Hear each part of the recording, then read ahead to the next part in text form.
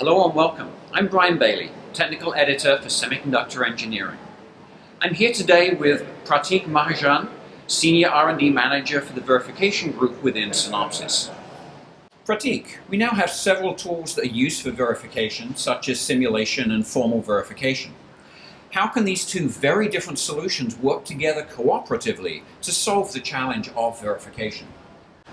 Okay. So inherently, when we do simulation, we start off with a design, and we are trying to see, have I found all the bugs in the design, and how do I do that? I create a random-based, constraint-based randomization environment and start running those simulation vectors. And I try to achieve a particular coverage, and the coverage can be in terms of a line coverage, branch coverage, toggle, FSM coverage. And when I achieve those matrices of them, I say I've done simulation enough. But what happens is that you reach a point where you're not able to proceed further, and it could be because those are points which are not observable that easily from the primary outputs or inputs, or there may be dead code in the design. That's the place where the formal comes into place. So what a formal can do is that it can pick up the goals, the coverage goals, or the points which were uncoverable, take a design which is a totally unconstrained environment, and try to find dead code for you. Now, as soon as you have dead code, you can actually then load it up in any of your debug environment, which may be Wordy or Synopsys DVE, and analyze the reason for the dead code. It could be it's a true dead code in the design itself. The second possibility, it's actually a bug. There was some condition which resulted in this code being dead code. So you could fix that. And let's say if it's a pure dead code, then you could apply that as an exclusion into your coverage matrix, and you have bumped it up. Now the next thing is, even after you've done that, there are some set of coverage points which are left, which are still not reachable. And they're not coming as dead code, but they're coming as uncovered. In that case, if the user looks at investing in creating a formal constraint-based environment, once he has done that, now he can use formal verification to figure out, does a path exist in this thing to cover that point? Now, let's say the formal verification does form and say that, okay, this coverage point can be hit here. Once I figure out, yes, it can be hit, a formal tool can generate back a test vector. Now you could replay that test vector into your simulation and augment your regression environment with that. So in effect, you have taken both simulation and formal together and bumped up your coverage towards the goal that you're looking for. So this is an example of using simulation first and then formal to help you close the simulation coverage.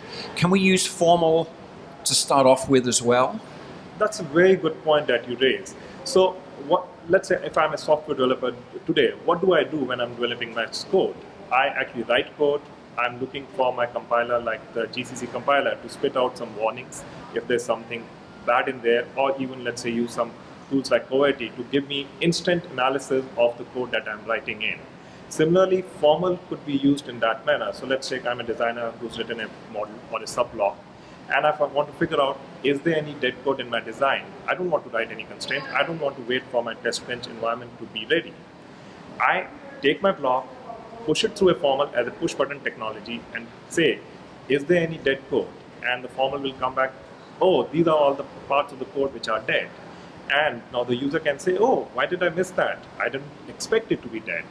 That's a bug. And he gets instant information about his bug right there, rather than waiting 3 to 6 months once the simulation environment gets ready. Along with that, he could actually be doing something else, which are automatic extracted properties. Let's say he has written a complex bus and he wants to check, do I have any situations where there's a bus contention happening, or there's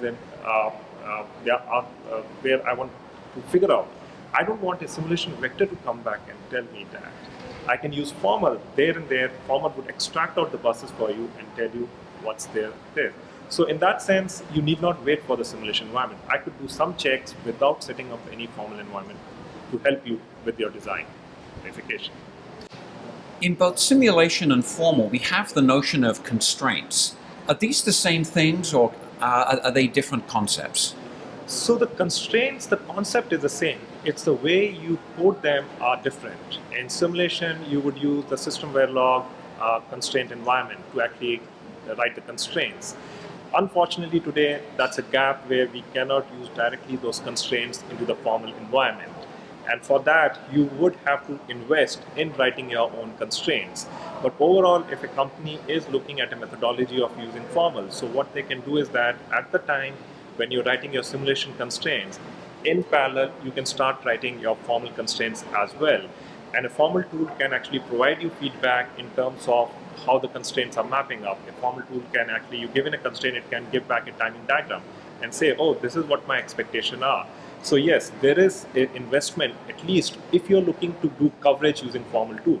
But if you're looking to just find dead code, then you don't need constraints, because you're trying to find first the dead code in a purely unconstrained environment. And after that, you would want to find dead code in your entire design setup. So that's a call, and I think it's a good idea to invest in writing those constraints.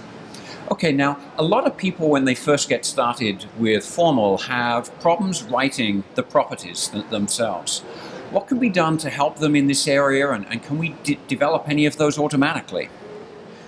That's a very good point that you bring up, and time and again, whenever we meet customers, that is a thing that comes up again. And in that sense, today the formal tools have the capability to analyze your design and extract out some properties right from the design itself. So to say a couple of examples there, so we call it in a notion of automatic extracted properties to extract out the design behavior. So one of the things can be the bus checks, multi-drivers, bus contention. The other thing that we can think of is arithmetic overflow. I have written an operation. I don't know whether it's going to overflow or not, whether I picked up the right size for my output, this thing. So formal can help figure out that for you. Other things that can be, which are a point of bugs in your design, are array bound read, access, and write, which is going beyond the bounds. There also formal can actually abstract out properties and check, is any array bound read happening which is exceeding the bounds of the array. So in that sense, there are a set of properties that can be generated. Now we are actually reaching on to the next level where we can actually extract out even temporal logic. So those are things which are in works where we can work on that. So this can actually enable a user to see the value add of formal. And if he sees that, and then he can go on to the next step in terms of investing into the formal tool itself. Thank you, Pratik. It's been a real pleasure, and I hope this helps people understand that yes, formal is a thing that can be difficult to start. But if you're looking at an environment where you're just planning to augment simulation with formal, we should give it a try there.